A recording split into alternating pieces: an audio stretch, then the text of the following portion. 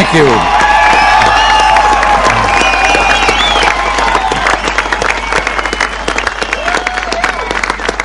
Thank you very much. Chancellor Kohl, Governing Mayor Deepkin, ladies and gentlemen, 24 years ago, President John F. Kennedy visited Berlin. And speaking to the people of this city and the world at the City Hall, well, since then, 2 other presidents have come, each in his turn, to Berlin. And today, I myself make my 2nd visit to your city.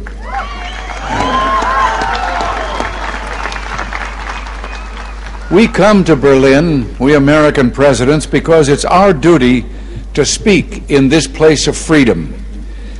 But I must confess, we're drawn here by other things as well, by the feeling of history in this city, more than 500 years older than our own nation, by the beauty of the Grunwald and the Tiergarten, most of all, by your courage and determination.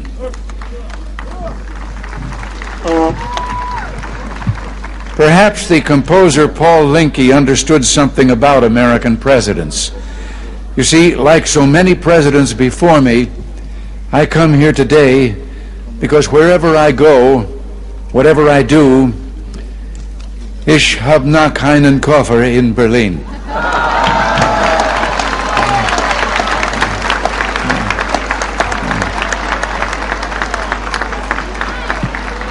Our gathering today is being broadcast throughout Western Europe and North America. I understand that it is being seen and heard as well in the East.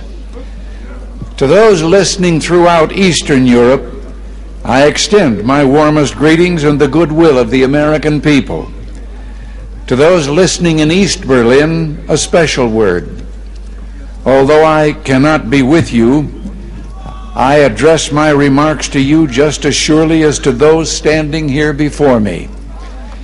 For I join you, as I join your fellow countrymen in the West, in this firm, this unalterable belief, es gibt nur ein Berlin. The Soviets themselves may, in a limited way, be coming to understand the importance of freedom.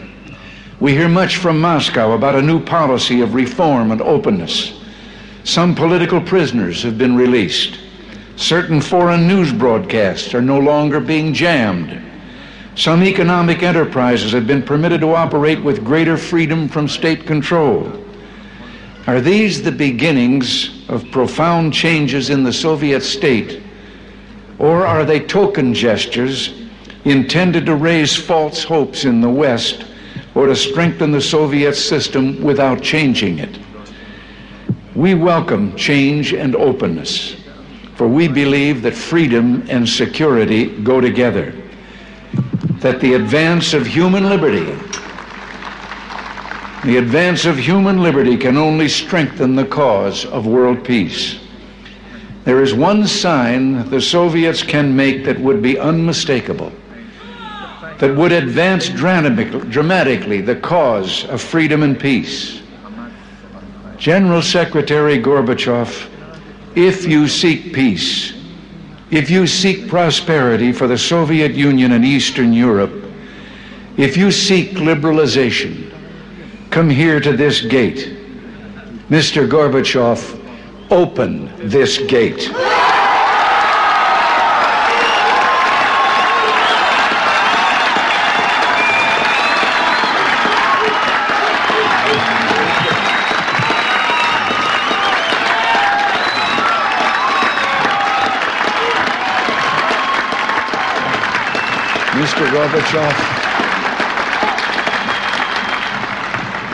Mr. Gorbachev, tear down this wall.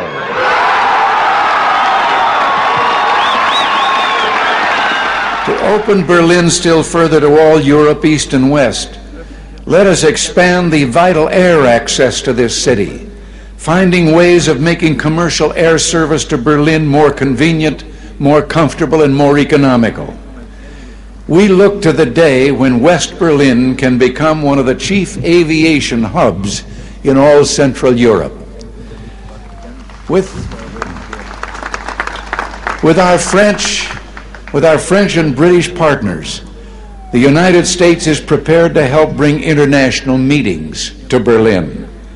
It would be only fitting for Berlin to serve as the site of United Nations meetings or world conferences on human rights and arms control, or other issues that call for international cooperation.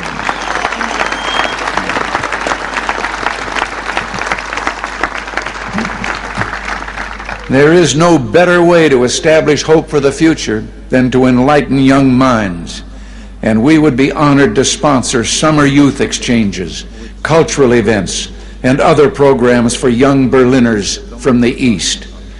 Our French and British friends, I'm certain, will do the same. And it's my hope that an authority can be found in East Berlin to sponsor visits from young people of the Western sectors. Perhaps this gets to the root of the matter, to the most fundamental distinction of all between East and West. The totalitarian world produces backwardness because it does such violence to the spirit, thwarting the human impulse to create, to enjoy, to worship. The totalitarian world finds even symbols of love and of worship an affront. Years ago, before the East Germans began rebuilding their churches, they erected a secular structure, the television tower at Alexanderplatz. Virtually ever since, the authorities have been working to correct what they view as the tower's one major flaw, treating the glass sphere at the top with paints and chemicals of every kind. Yet even today, when the sun strikes that sphere that towers over all Berlin, the light makes the sign of the cross.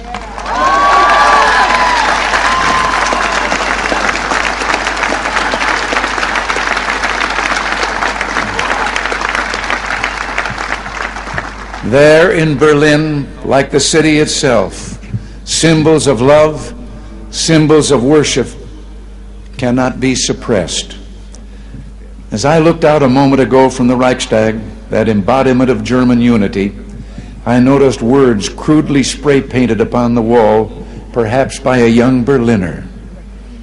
Quote, "This wall will fall, beliefs become reality."